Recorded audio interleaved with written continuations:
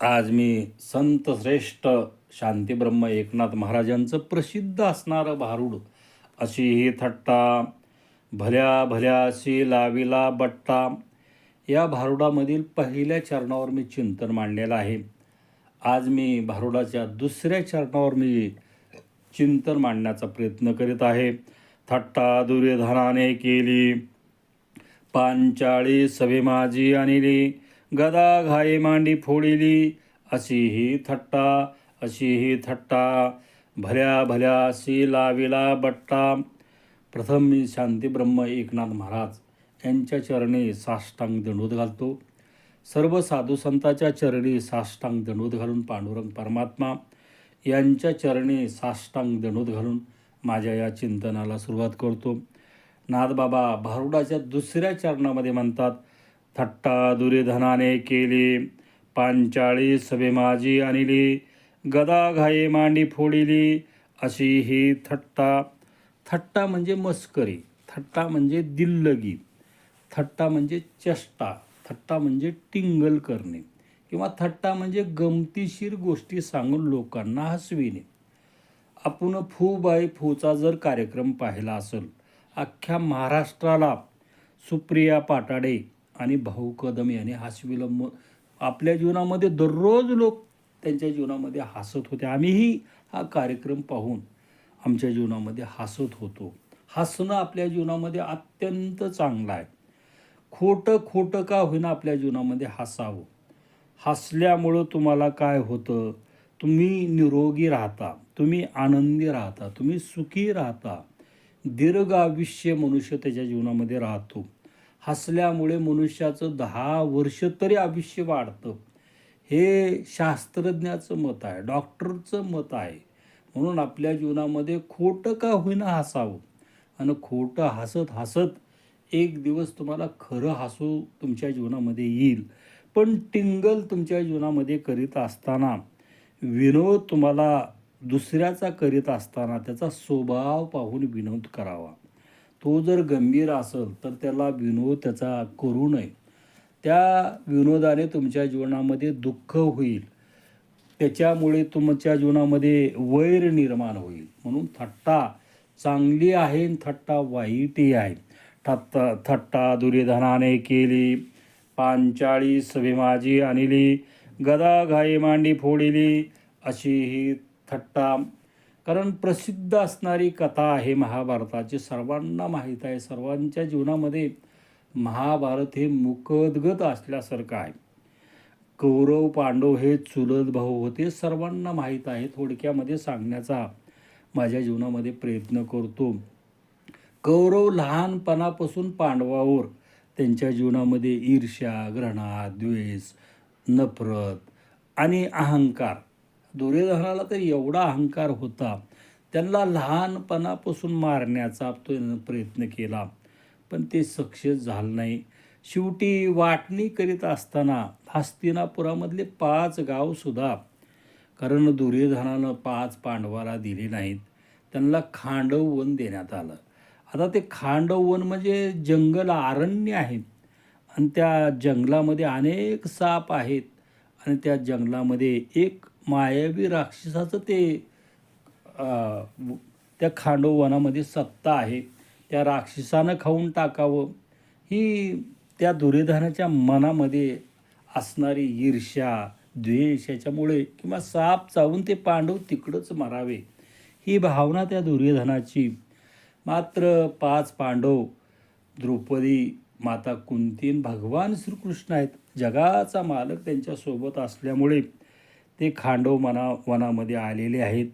आता भगवंत सोबत असल्यामुळे त्यांच्या जीवनामध्ये काय कमी आहे, कारण भगवंतांना अग्निदेवतेचं आव्हान केलं, अग्निदेवता लगेच प्रगट झाली. भगवंत काय आज्ञा म्हणल्यानंतर त्यांनी सांगितलं की हे खांडवन पूर्ण जाळून टाकायचं आहे.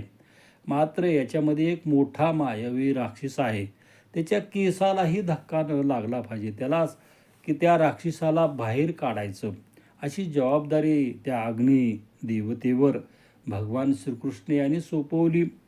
मग त्या अग्निदेवतेनं पूर्ण खांडवन जाळून टाकलं आणि त्या राक्षसाच्या केसालाही धक्का लागू दिला नाही. तो राक्षस त्याच्या जीवनामध्ये मला जीवदान मिळालं म्हणून तो आनंदी झाला. त्या अग्निदेवाच्या चरणावर त्यानं मस्तक ठेवलं. हे प्रभू मला जीवदान दिलं, काय सेवा करू असं म्हटल्यावर त्याने सांगितलं, बाबा मी तुला जीवदान देणारा कोण? तो जगाचा मालक भगवान श्रीकृष्ण याची आज्ञा होती, तुला सुरक्षित तुझ्या केसालाही धक्का न लागला पाहिजे, बाहेर काढण्याची मला आज्ञा होती. मी माझ्या जीवनामध्ये माझं काम केलं, माझं कर्तव्य केलं. तू जाऊन पाये धरायचे असतील तर भगवान श्रीकृष्ण यांचे पाये धर.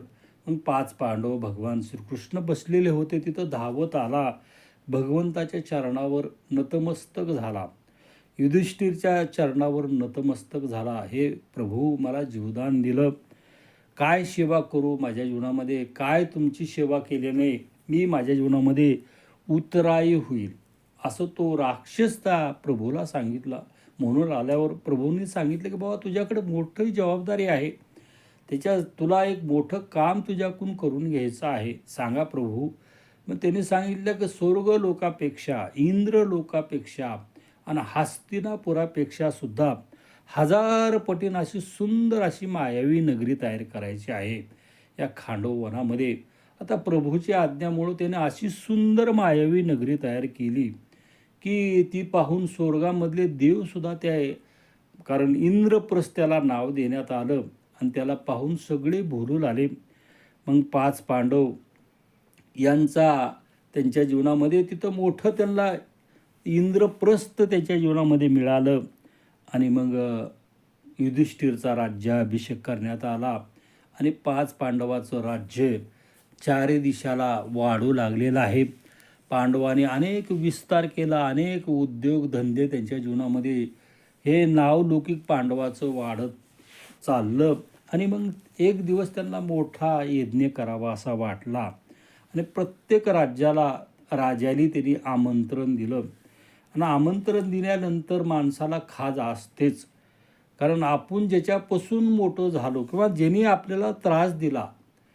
आता आजही पहा आपल्या जीवनामध्ये आपण चुलत भावाच्या वैतागाने किंवा सख्या भावाच्या वैतागाने गाव सोडतो आणि लातूर, मुंबई, पुणे नाही तिथं जातो, तिथं आपलं वर्चस्व निर्माण करतो. आपलं तिथं अनेक आपला म्हणजे श्रीमंत होतो, तिथं अनेक उद्योगधंदे त्या लोकाला जिंकून आपल्या जीवनामध्ये मोठं होतो. आणि मोठं झाल्यानंतर आपल्याला या चुलत भावाची, सख्या भावाची आठवण येते. आपल्या मनामध्ये ईर्ष्या असते. ही पूर्वीपासून पांडवाच्या काळात 5000 वर्षापूर्वीच होती असं नाही, आजही हीच परिस्थिती आहे. मग या पांडवांनी काय केलं, या कौरवाला त्या यज्ञाचं आमंत्रण देण्यात आलं. मग कौरव आले तिथं. मग कौरवासोबत शकुनी मामा येणारच, कर्ण येणारच. आणि ते आल्यानंतर ती मायावी नगरी पाहिली. दुर्योधनानं त्याच्या मनामध्ये ईर्ष्या, घृणा, द्वेष, नफरत, अहंकार त्याचा वाढू लागला. ही नगरी आपल्या ताब्यामध्ये कशी मिळेल, आधीच त्याच्यामध्ये मनामध्ये हा द्वेष आणि ती कशी मिळवावी, कोणत्या कपटानं मिळवावी, त्याच्या मनामध्ये विचार चालू असताना तो बघू लागलेला आहे. मग त्याला असं दिसलं की पाणी आहे. आता ती मायावी नगरी असल्यामुळं पाणी आहे असं वाटायला, दबकत पावलं टाकायला. पण पुन्हा लक्षात आलं की पाणी नाही, ही मायावी नगरी आहे, आपल्याला फसविलं, आपण फसत आहोत. मग धडधड चालायला गेला. ॲक्च्युली पाणी होतं. त्याला वाटलं ही तसंच आहे मागच्यासारखं, इथं आपण तसंच धडधड चालण्यामध्ये तो त्या ॲक्च्युली पाण्यामध्ये पडला. सर्व कपडे भरले आणि ते द्रौपदीनं महालामधून पाहिलं. आणि पाहिल्यानंतर मोठ्यानं हसली. तिच्या जीवनामध्ये हसून भागलं नाही तिच्या जीवनामध्ये. आणि तिच्या मुखावाटे शब्द गेले, आंधळ्याचा मुलगा हा आंधळाच असतो. एकदा आपल्याकडं धन, पद, प्रतिष्ठा आलं की आपल्या जिभेवर नियंत्रण राहत नाही. हा सिद्धांत आहे.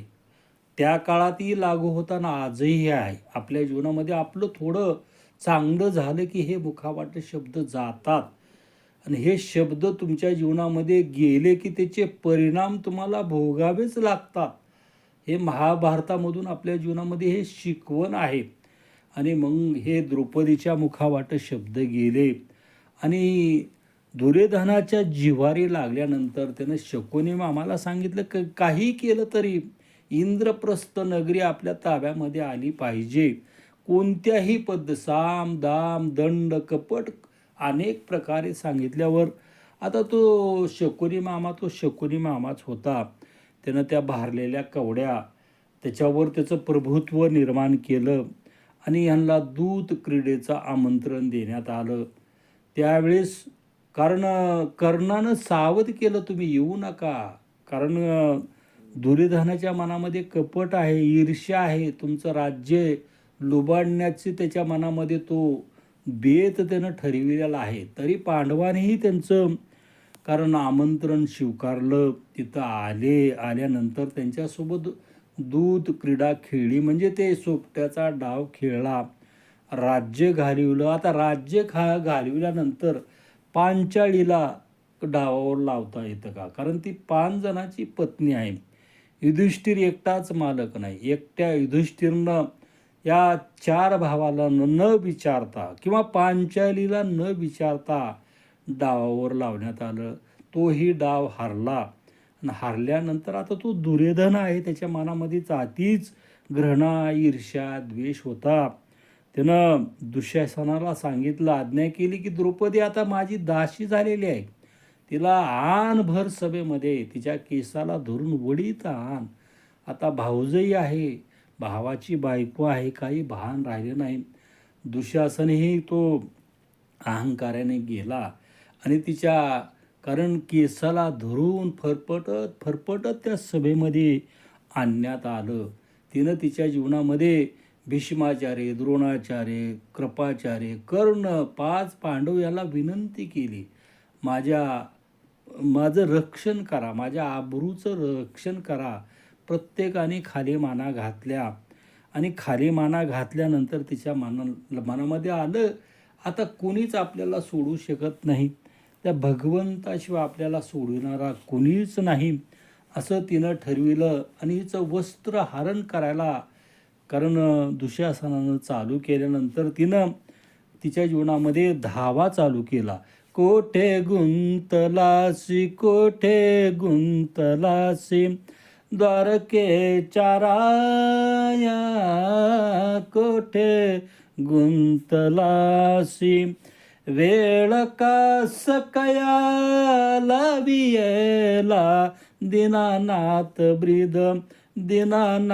ब्रीद संभाळी आपुले, दीनानाथ ब्रीद.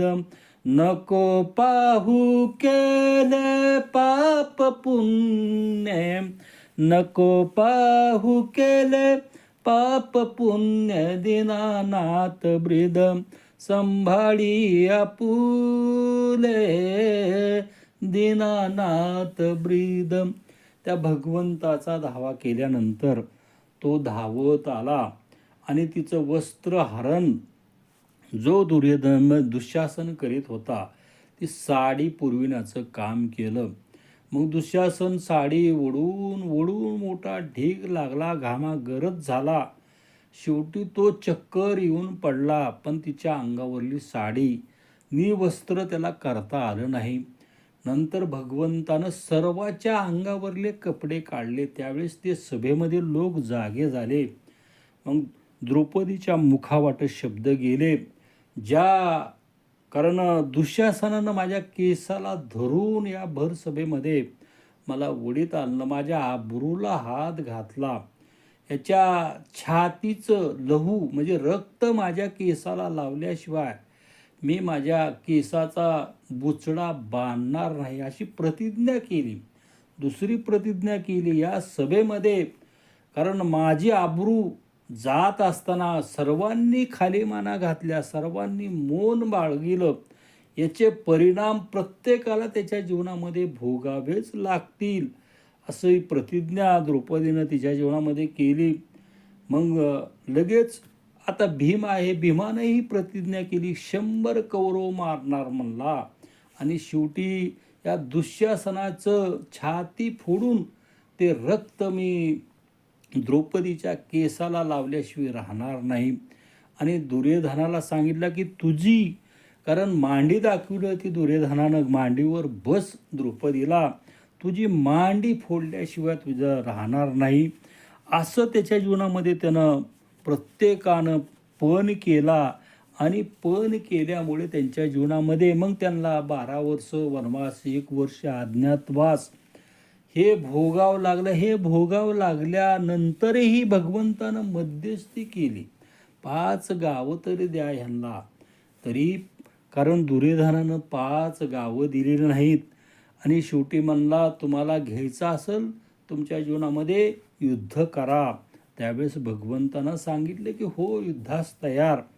आणि मग सर्व इतिहास भगवंतानं त्यांना दाखविला कसं कसं प्रत्येकाचं मरण आहे, प्रत्येकाला त्यांच्या पापाचं ऋण त्यांच्या जीवनामध्ये कसं फेडावं लागणार आहे हे. कारण तिथं ज्यावेळेस दूत म्हणून भगवंत आले त्यावेळेस त्यांच्या जीवनामध्ये दाखविलं. म्हणून त्याच्या जीवनामध्ये गदाघाये मांडी फोडिली. आता गदाघाये हे मांडी फोडणार हे चित्र वास्तविक भगवंतानं दुर्योधनाला दाखविलं असताना तरीही त्याच्या जीवनामध्ये तो सावध झाला नाही. म्हणून आपल्या जीवनामध्ये एकदा आपला अहंकार मनुष्याच्या जीवनामध्ये त्या मनुष्याची माती केल्याशिवाय राहत नाही. अशी ही थट्टा भल्या भल्या अशी लावीला बट्टा, असं या भारुडाच्या दुसऱ्या चरणावर माझ्या बुद्धिमत्तेप्रमाणे, माझ्या ज्ञानाप्रमाणे मी चिंतन मांडण्याचा प्रयत्न केला. झालेलं चिंतन सद्गुरू चिन्मयानंद स्वामी जगद्गुरु तुकोबाराय संत श्रेष्ठ नाथबाबाच्या चरणी हे शब्दरूपी भावपुष्प अर्पण करून तुम्ही सर्व प्रिय आत्मा तुमच्या चरणी हे शब्दरूपी भावपुष्प अर्पण करून माझ्या अल्पच्या सेवेला पूर्णविराम.